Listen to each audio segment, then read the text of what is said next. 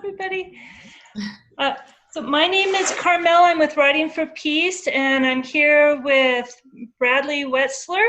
We're co-hosting. He's co-hosting with me today. He's a member of our board of directors and an awesome writer and journalist in his own right. So we're really happy to have him here. And Veronica, we're so excited to have you. And I don't see, oh, there you are. Thank you so much for joining us today. I'm just going to start. Can I just say hello to a couple of people? Oh my God. It's so good. Hey, Connie, there's my cousin. Oh. Beautiful writer and teacher. Oh, Terry and Matt. Hi. Oh my God. Okay, Hilda Raz, excuse me. Oh. And Dr. Wesley, I am always glad to see you. And everybody, thank you so much for Christy Hahn. Hey, hey. I'm Blossom. Wow. Carolyn Cotton. Carolyn, hi. So Hi. good to see you. And everybody, just really. Okay, so you just start off. I don't know if I'm supposed to be big or I'll stay small. That's fine with me. Well, Craig's got the controls here, so he's gonna he'll move the spotlight around as we get going. Okay. So I'm gonna start. I'm gonna start just by reading a little bit of Veronica's bio here, which is quite impressive, and I think we could probably read for an hour if we, and we won't do that, but because we want to hear Veronica read. Veronica Golos is the author of the poetry books Root Work, The Lost Writings of John Brown and Mary Day Brown, and that's published by 3A Taos Press. In 2015, Vocabulary of Silence by the Red Hen Press, 2011, winner of the 2011 New Mexico Book Award, poems from which are translated into Arabic by poet Nizar Sartawi, and A Bellbury Deep, Storyline Press, 2004, co-winner of the 16th Annual Nicholas Roerich Poetry Prize, nominated for a Pushcart Prize by Edward Hirsch and adapted for stage and performed at Claremont School of Theology, Claremont, California. Golos has lectured at Columbia University's Teachers College, Hunter College, Juilliard School of Music, Regis University, University of New Mexico, Diné Technical College, Kansas State University, and Colorado State University. She is co-editor of the Taos Journal of International Poetry and Art, former poetry editor of the Journal of Feminist Studies and Religion, and core faculty at Tupelo Press Writers Conferences. She lives in Taos, New Mexico with her husband, David Ferez. And one thing I want to really make sure is that I don't get off rambling. I really would love to hear you reading some of your poems, Veronica. It's so special to have you here. And I'm wondering, would it be possible to also have you read a little bit from Vocabulary of Silence and Root Work? Sure. Could you? That would be really cool. Whatever suits. You know, I just want to say thank you all for being here and who I see, and you know, okay. That you know, I'm just getting used to this, so Carmel, I'll read one or two from Girl, and I'm doing something that I usually don't do, which is I'm going to talk about the poem before I read it. If that's okay. Yeah, I would love that. Bradley, hello. Hi, Veronica. Maybe, I don't, this seems really big, but okay. So the book is, first of all, I want to dedicate this reading to George Floyd, who was murdered. Yeah. Yet another Black man or person of color murdered by the police. So I know it's a little thing to say you're going to read poems and honor somebody, but I just thought. Thank you. The first poem of the book is called, is titled Rouged Woman, Prophecy. And it's a persona poem. And that means that I've taken a character that everybody thinks they know well, Red Riding Hood. And I'm writing in the voice of her as an old woman, about my age. And it's, the beginning of it is sort of done as if somebody's questioning her about what happened. And it's in the first person. So I just thought I'd do that, and I'll read that. And my cousin says that this poem sort of explains or shows how to read the rest of the book. Mm-hmm. Rouged Woman, Prophecy. What I know is more than thorn and thistle whistling through the oak forest, trees large as barns. What I know is wolf, and that cannot be reckoned, for I have been inside him and seen through his gold eyes and smelled the world. This was the choice, to be taken whole as I was then, or to be eaten bit by bit. By whom, you ask? By all of you, my dear. Of what did I dream? At night, I ran a familiar path. The stars smelled bitter.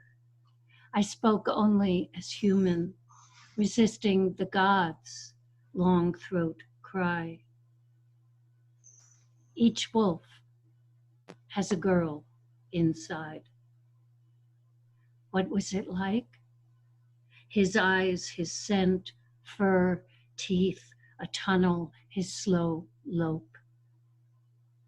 Sometimes we grew too large and were released to become a ballerina on point in red shoes, or a Charleston shaker, cake or tightrope walker, always hunting for the moment when lifted into leap, we were undone.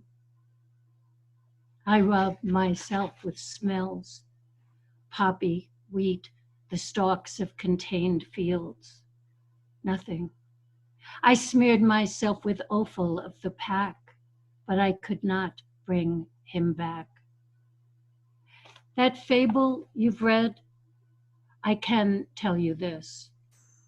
I was the girl. That much is true. Not innocent, but virgin. We make too much of innocence. Many times I walked in that forest, humming, talking to myself, singing in a low tone, calling, I realize now. And all those years outside, I saw distance, felt the damp between my thighs. There was little I didn't do. The short needle, the long affair, an intimate drunk. I beat against the world trying to break back in. You see, they thought they'd saved me, wrapped me in a white gown, fed me clear broth. I am tired, but here is an old woman's secret. You think to kill the wolf. You draw your fear through you like an arrow to the heart. I know what I know. The world will burn black. The mountains will roll their snows down upon your cities. And the two-legged, thumbed speaker will feed the earth and will be gone. And the world will be silent for an eon. Then the wolf will raise one word, and that word shall be girl, and we shall be inside him again, whole. Beautiful. Yeah. Beautiful. Thank you. So, welcome. Any comments on that? We can go ahead. I don't know. This is all new, so. Well, the one thing as we're reading that, he speaks of, or she speaks of fables, and the Little Red Riding Hood story, but there's also the Greek myths and biblical references, and we were just talking actually before we came on, that there's this sort of grandeur of the gods and these great references through all your work, and it sort of places it in a context of I want to say wisdom, but that's not. That's okay. A little wisdom, like a little salt, We yeah. I mean, it's you kind of can't read any of your poems without having the sense of there's something higher and deeper and universal about even the smallest little things, things that, yeah. So, I wonder, could you talk a little bit about that, about what that means to you, and where your inspiration comes from? Yeah. Well, I wanted to make sure that, Little Red Riding Hood is a European fairy tale, and there's fairy tales of all cultures. And I think, for the European and the Greek, that I can use that. But I noticed, actually, after Girl came out, that the idea of gods are more in the question of spirit, of a feeling that that history is alive. And I think that my first 3 books are, what people say are very political books and stuff, but I think it's because the one thing I like that Faulkner said was, history is not dead, it's not even history. Mm-hmm. And today we see that, right? We see that all the posts on Facebook, people are saying nothing fundamental has changed until we face, at least in this country, until we face the roots. That's what root work is about. Until we face it, and I think there's so much more than just facing it. So this is history in a way, Girl. Mm-hmm. And the quote that I chose for the beginning is this quote that Jung had hanging on his wall. And it's I'm going to mangle it because it's Latin, but vocatus atque non vocatus Deus adurit. Bidden or not bidden, the God is present. So I think the gods for me is a kind of speaking of the dead, speaking of just spirits, I think. Yeah, it's not something up in the sky. There's a very physical, earthly quality, and history made present. Yeah. Right. Actually, that's, you discover when you're writing, you sort of look at your own work and you say, oh my God, look at these themes. Who knew, But in Bellberry Deep, I was really wrestling with that concept, that division between mind and body, and really trying to put both the experience and any kind of the story of Sarah and Hagar in the body of these women. Yeah. Yeah. Carmel, can I ask you a quick question? Carmel? Sure. Yes. So, yeah, I was wondering, it seems like when that myth, the fable was written in Europe, the wolf was probably something feared, and now in the U.S. it's been sort of scapegoated and eliminated, and I'm wondering if that was something on your mind at all about Absolutely. it. Yeah. Absolutely. I did a lot of research about actual wolves and what was happening to them. I mean, the poem is meant to be a total internal reversal, take the story on top, that the wolf is a god, it's an animal god, an ancient animal god where the girl is safe. That's what I meant. That's not what everybody sees, but it's what I meant. Thank you for that. Yeah. Yeah, the wolf as a predator, in your poem, the girl is very much in control. She's utilizing, or she's using the wolf's body and the wolf's senses. I see Sandy. Hey. Hey, hello. I wonder, you mentioned Bellberry Deep. I wonder if you would be willing to read a little something from that, Veronica. Sure.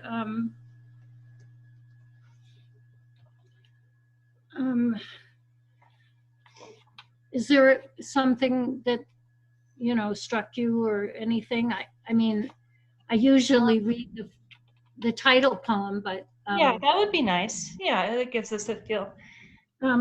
So let me get you the cover.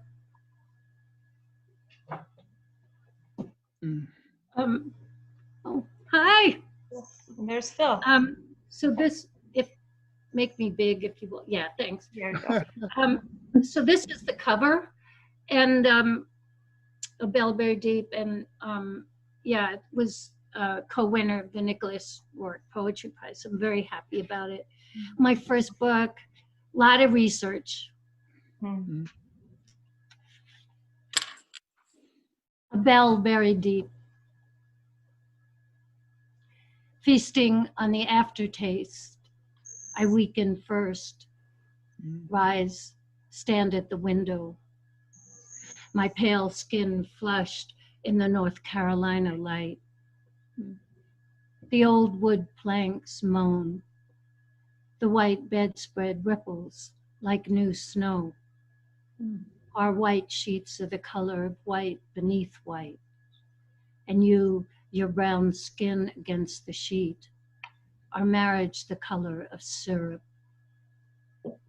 I lift my eyes and am chastened by the angry heartbreak this world can bring. The treetops are tender green. And what is the color green but everything washed clean? Even the tiny blue stone cemetery where my son remains does not rise even after this, his 11th year. He is blue in the ground, his light blue bones, the midnight cap of his hair, his infant smell, a bell buried deep where he was in me, ringing, ringing. My God, love making can redeem, but does not release pain. I do not forget my periwinkle boy, my blueberry, my demon, all his names in a world pulsing with names, wild christenings in the air. As the blue-green vein of my wrist beats, the memory of him, our pale-boned boy, drives me back to our bed to touch you, his dark father, with my grief full of tongues, full with his name. Thank you. It seems actually very appropriate for the grieving mothers of this country. Yeah. David? Yeah. Thank you for reading that. Yeah, that's beautiful. It's sort of the lead into the story, the biblical story of Sarah and Hagar, because so much of it is about motherhood and the relationship. And then later on, the second section is slavery in the U.S. in America, and then a mythic present in Coney Island. And the question I had in the book was, how can these two women come to love one another? What would it take? What would it take for them? So that was the question. You know. Oh, lost the sound. So when you said the question, so that to me implies that's kind of the concept or the jumping off point. Is that how you think of that? You mean in terms of the book? Yeah.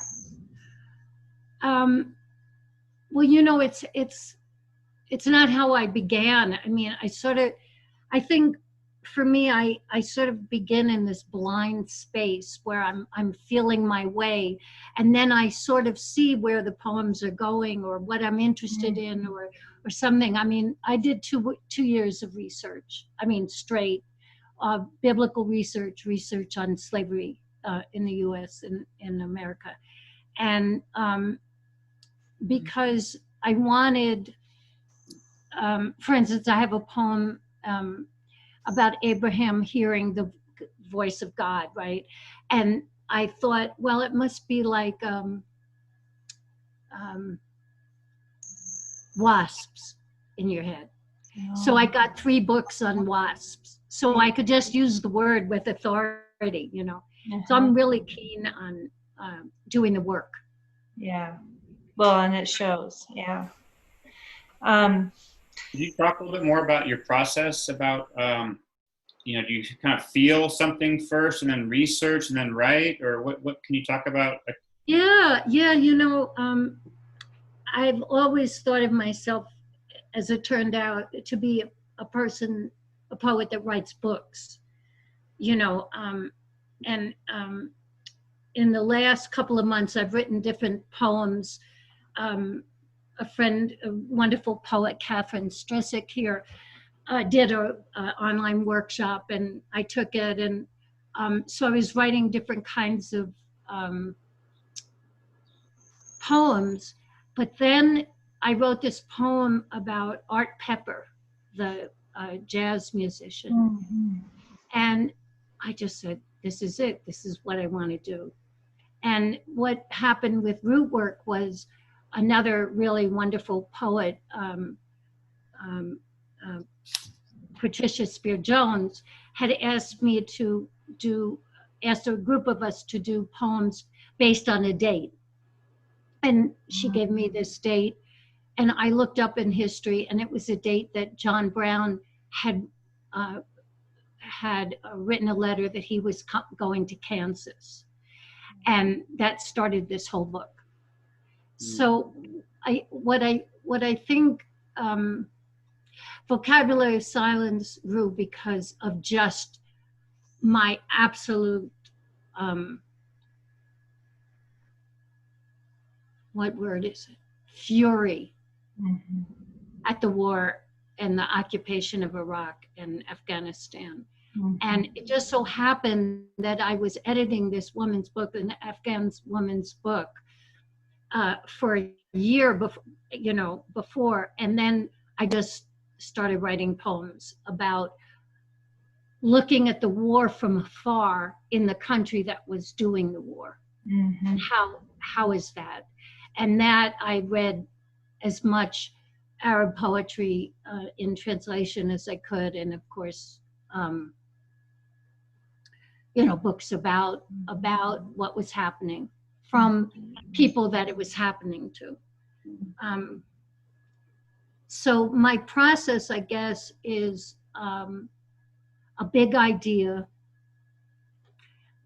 the wonderful before part where I'm sort of thinking, oh, that would be a good thing to do, or I'm going to get that book or something.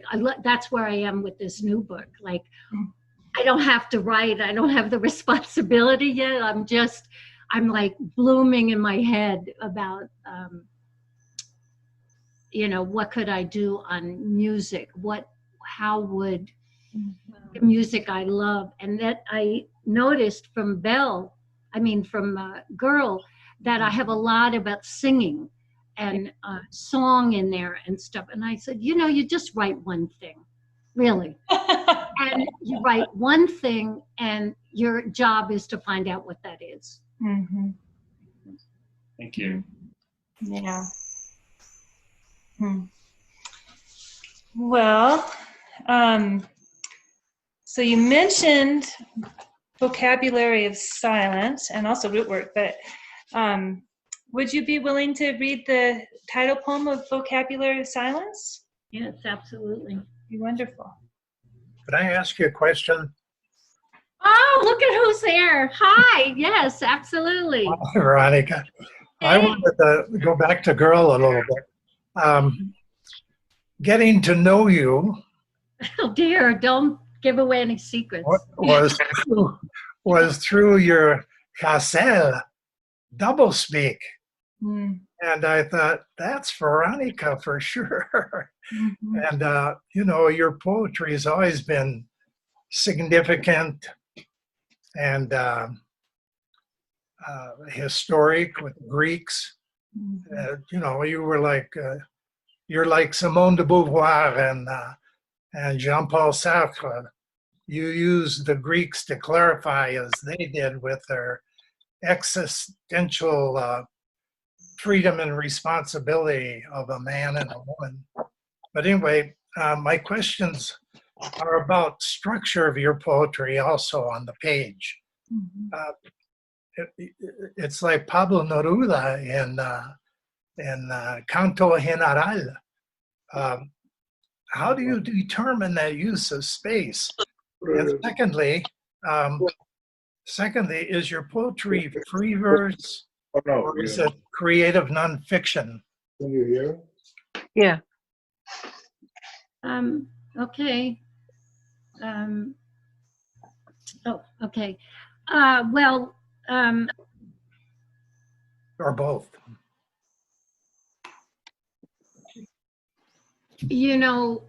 It's this blend between, like in Girl, I have forms. I have a ghazal, I have a sonnet, I have experimental forms, a zigzag poem of 2 words each going in the zigzag because it's like pins or something. In Vocabulary Silence, I have different forms. I think sometimes the form, you write the poem just sort of black, and you have it down. And when you start to really think about the language and the song of it and everything, the space opens up. In Vocabulary Silence, because some of the poems are so difficult, I left a lot of white space so that the reader could sort of sit back, wait a minute, go back to the poem.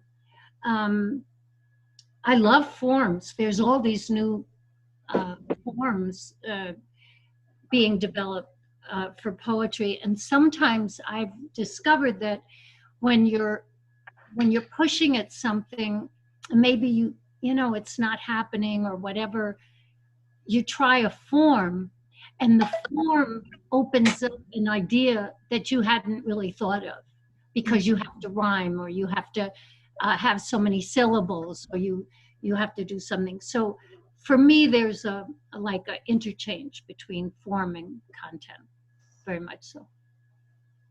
Did that answer it? It does. Thank you very much. So you wouldn't mind reading doublespeak, would you? We'll speak. What is it from? From It's Girl? From Girl. It's from Girl. Well, if you get a chance.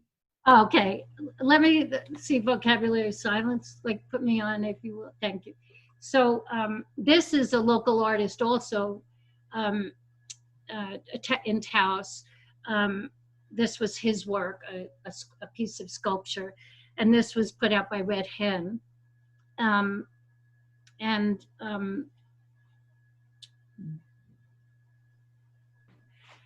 all my books are dedicated to David, and this is for David Habib, mean beloved.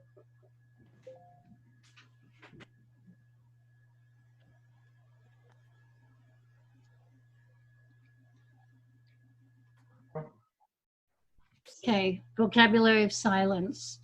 And please, if you speak Arabic, I don't say the Arabic names,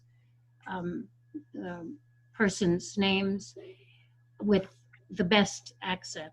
So, vocabulary of silence. Love, what is your other name? Who rides the red horse, the one that is smoke? Who tramples the fields where words are tinder? What makes us? I want it to be love. Come near the naked man, a hood over his head, his hands tied behind him. How to utter it? What word would open my jaw? Tanks, bullets, drones, airstrikes, starvation, sanctions, structural adjustment, programming, poisoned land, police, truncheons, torture, harsh up, collective punishment, cigarette burning, water boarding. My tongue splits. From the Red Sea, from its salt water, from its warm, shallow shoals, behold, here are my good dead rising. They rise between river and river, between sword and sword. They rise between the hour of song and the hour of work, between the echo and its saying. They rise inside the cup-shaped hollow of pelvis. They rise and ripen and never grow old. Mohammed, Omar, Jawad, Ali, Selma, Madia, Fatima, Suhad, Hussein, Ahmed, Salam, Azid, Aisha, Maysoon, Nuhad, Faisal, Road, Zaid, Widad, Nuha, Haifa, Amal, Kifa, Saud, Fallujah, Ramadi, Diyala, Basra, Gaza. My day is a froth out of which the dead rise. These particular dead, the one who come every morning in the middle of prayer. They cushion my knees and follow my hand movements. They are residue in all that I drink.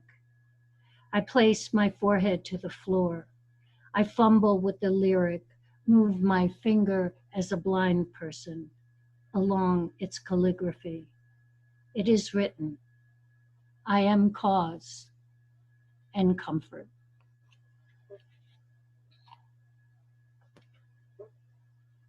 Thank you. Thank you. Can I just suggest that everyone mute themselves while Veronica's reading, because a little tick or a little movement pulls the sound and then I lose words, and I don't want to lose any of Veronica's words. So it's just a short thing. Just mute yourself and then you can unmute yourself when you want to. Right. That's great. Does anybody have any questions for Veronica? Yeah, now unmute and let me know if you do.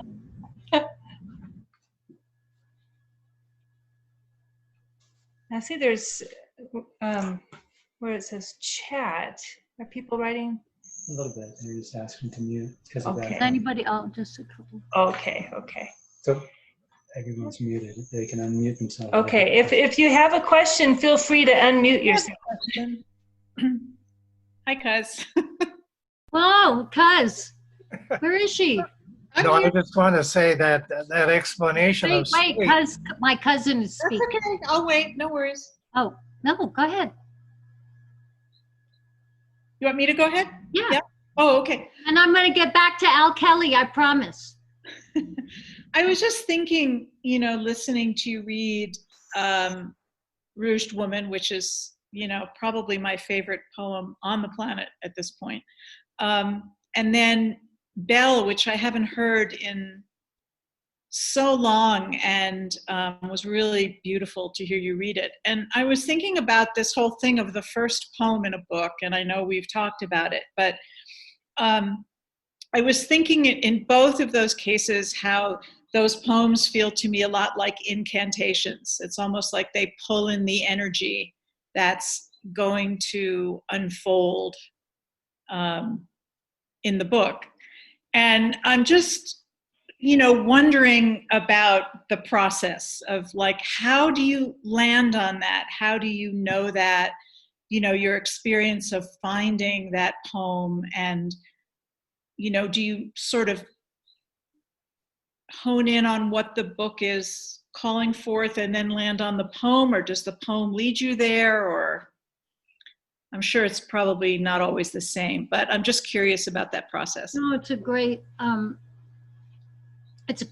important question for poets, I think, because the making of a book is different than the making of a poem. Right? That you make the poem first. Well, I do anyway, for myself, and then as I edit, it's how will this be read by a stranger, right? And then a book is all those poems that you feel that you've done what you could with, but what is there going to be their experience, right? In terms of the first poems, I think a lot of poets do this. You take all the poems and you start shuffling them back and forth. It's part instinct, it's part, you want to grab the reader, but you don't want to do it because the poem is flashy. You want to try and do what you just described so well, excuse me,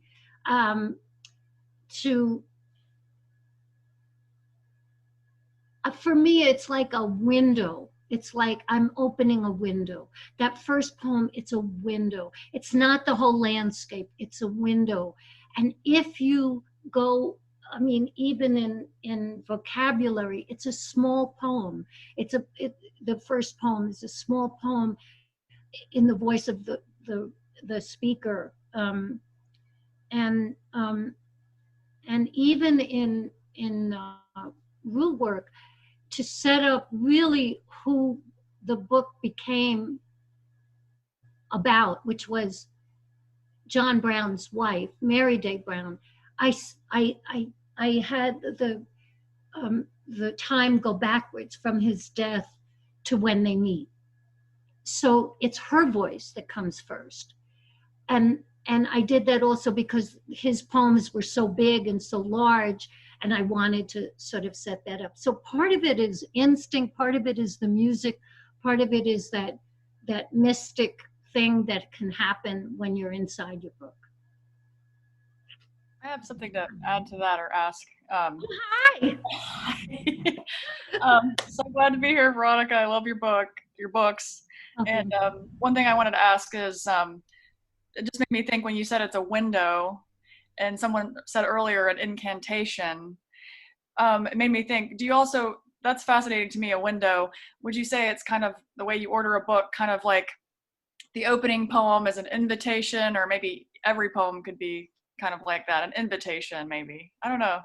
Yeah, I think that's a good way to do it. Do you set, it's like a musical score, I think. You're going to set the melody in a certain way of what the expectation is. Now, a lot of people don't read a poetry book from the first poem to the last, you know, so you got to have some good poems in the middle and all along. But I do like to read a poetry book from beginning to end, to see the craft and how they speak to each other and stuff like that. So yeah, and incantation, I mean, that's what poetry was, right? It was prophecy, it was the oracle, you know, just feeling what they were feeling. And so sometimes when you're lucky, that happens.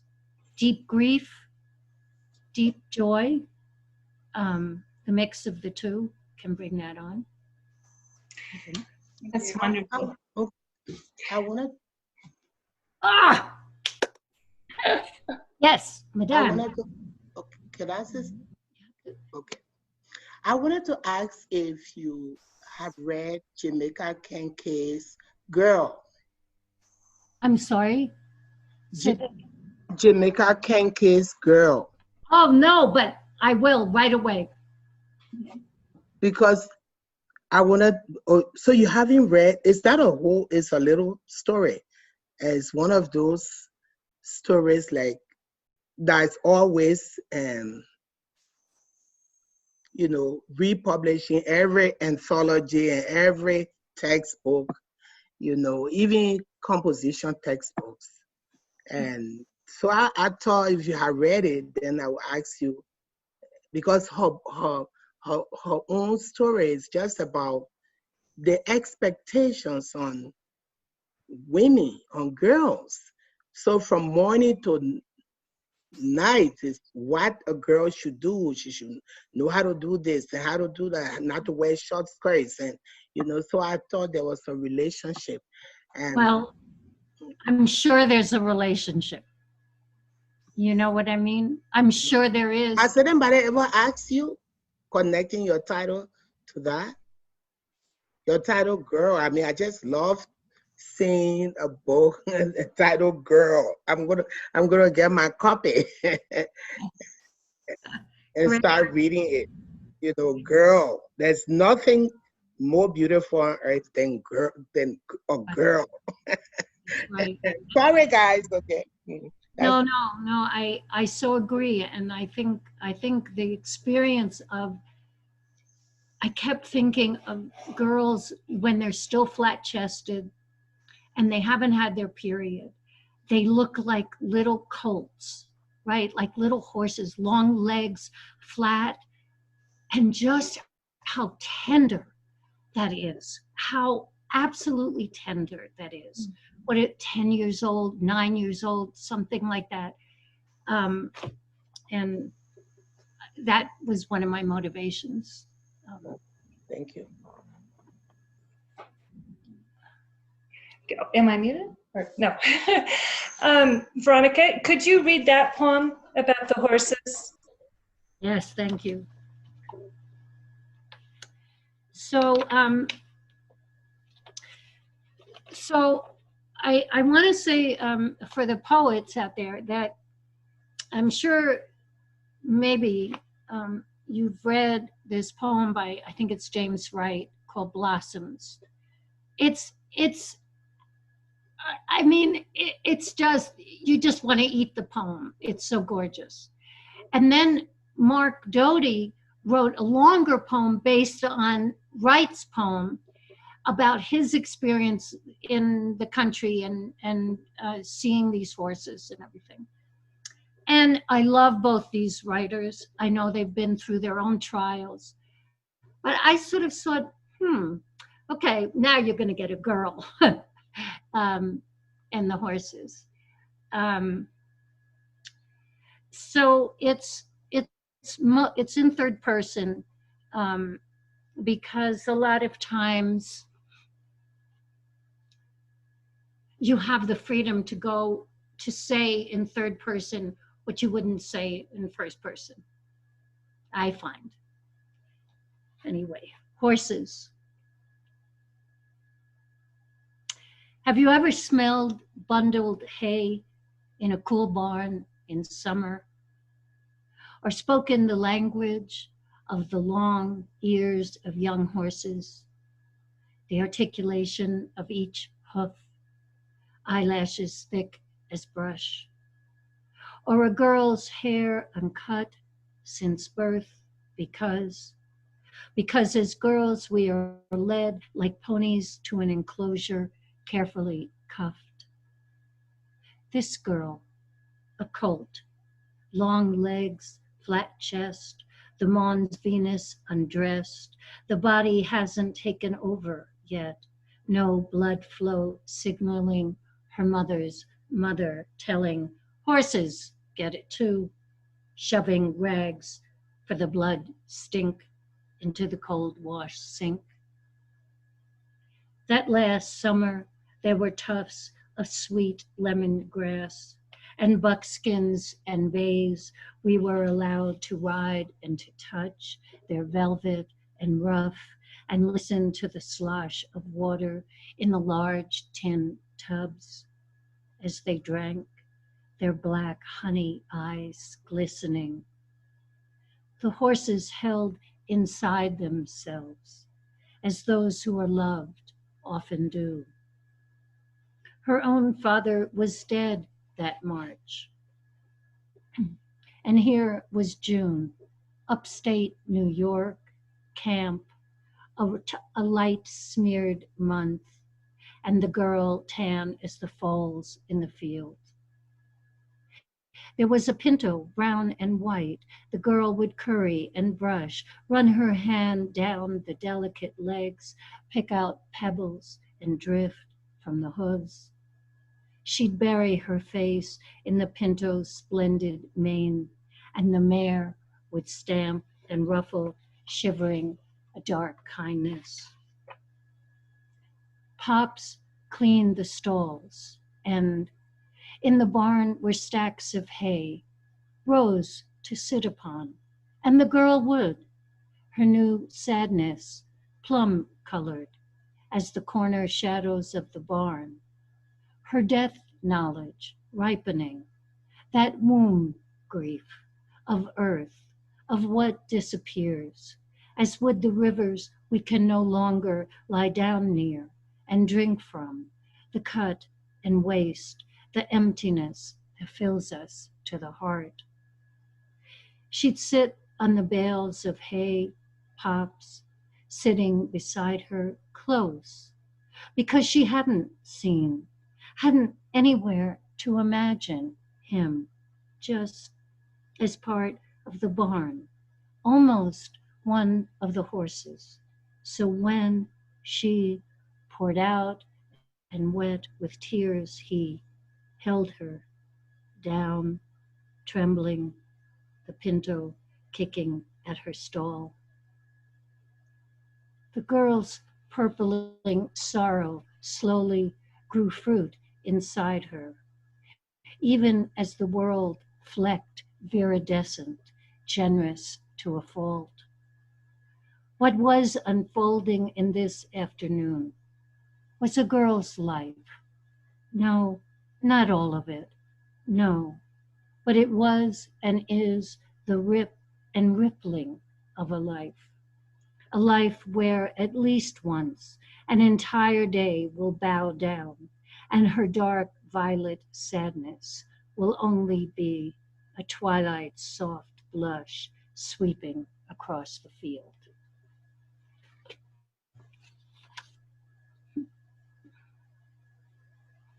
Thank you. So we're running out of time, and there was a request from a gentleman that you read double speak, I believe. Double speak. Okay. Yes. Gee, I forgot. Oh, here it is. All right.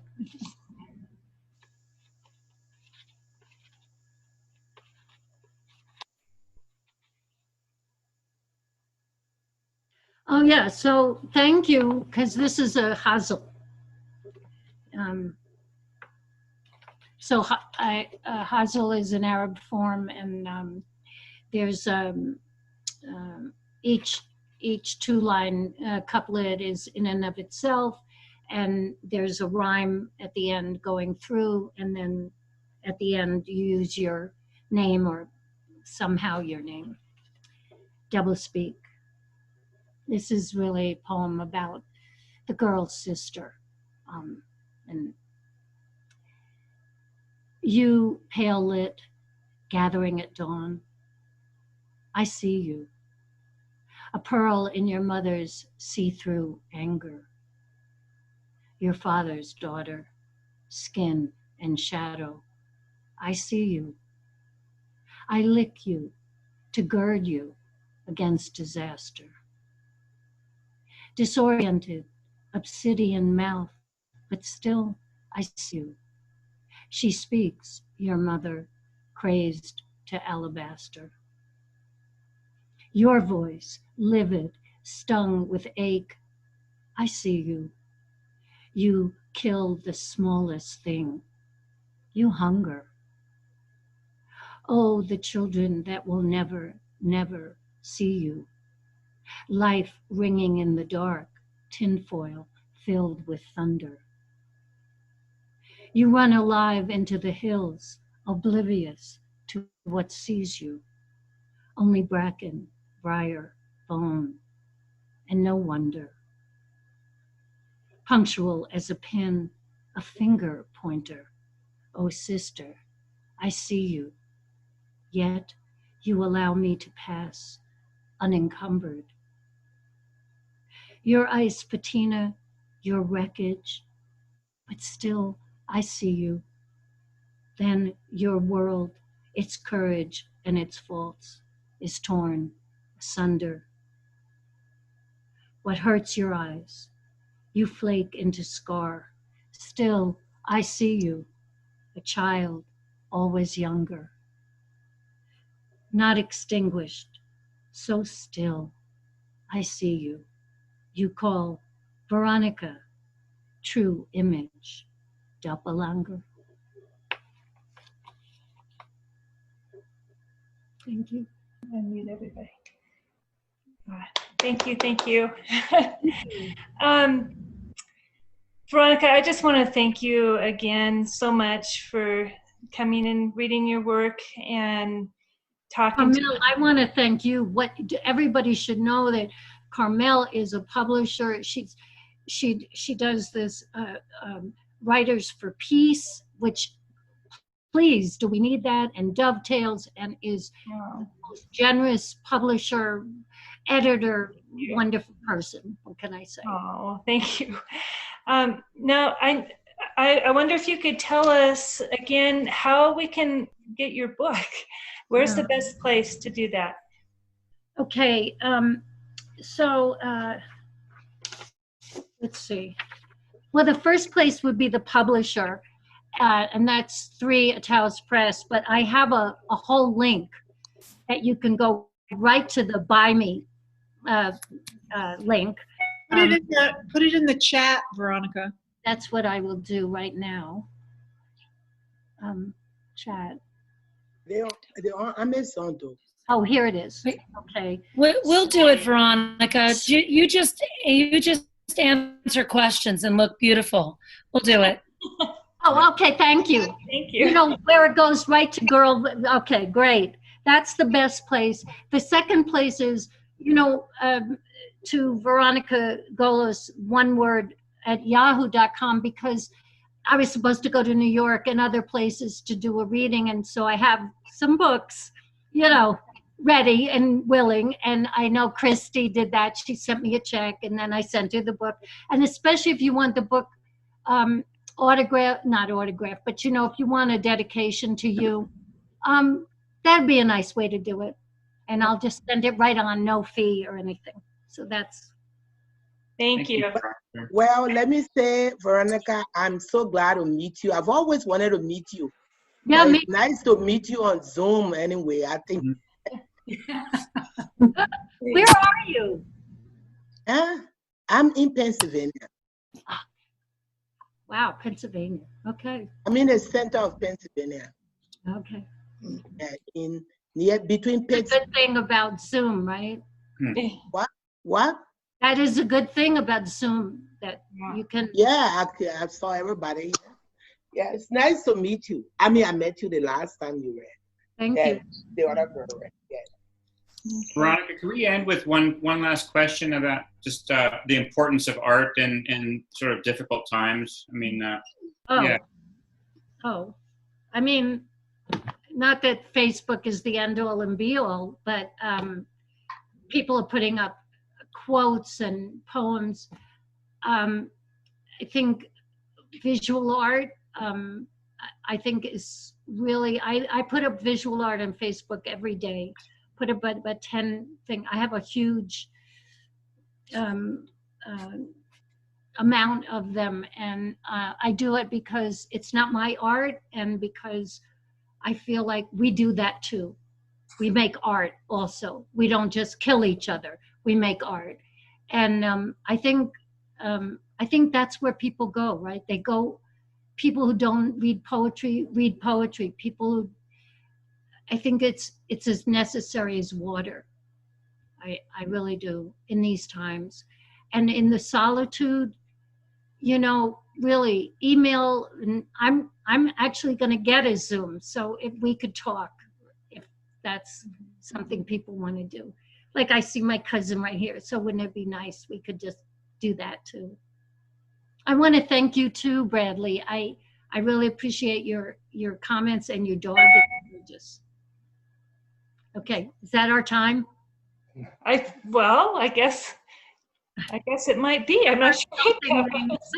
But thank you, everybody. Thank you, Veronica, and thank you, everybody, for joining us. So, yay! Thank you. Thank you, Veronica. Thank you. Oh, look, this is my family. Oh. Okay, thank you for asking for that poem. Tell David that I read the book aloud again because he taught me to read books aloud. Oh, great. Okay. Laurel Blossom. Hi, Hey, where are you? I'm in LA. I'm in my bedroom. And you're going to be on my when I get it set up. Great. Reason I'm going to get it set up Wonderful. to have you read. Laura Yeah, Blossom, my first teacher. Oh, Yeah. wow. Great to see you. Get it. You look wonderful. How do you get your hair so short in this time? I cut it myself. I've been cutting my hair. I don't even look. It looks great. It looks great. You look great. You look great. Thank you. Good And lighting. the poems were wonderful, and thank you so much for doing this and inviting me. Thank you. Yes. Okay. Bye. Bye, everybody. Love you. Thank you. Carmel, I'm going to write you. Thank you, Carmel. Yeah, Thank really. you. Everybody have a great weekend, and hope to see you in 2 weeks for the next one. Yes, We'll keep absolutely. you posted. Great. Thank you, Veronica. My pleasure. Total pleasure. Okay. Bye.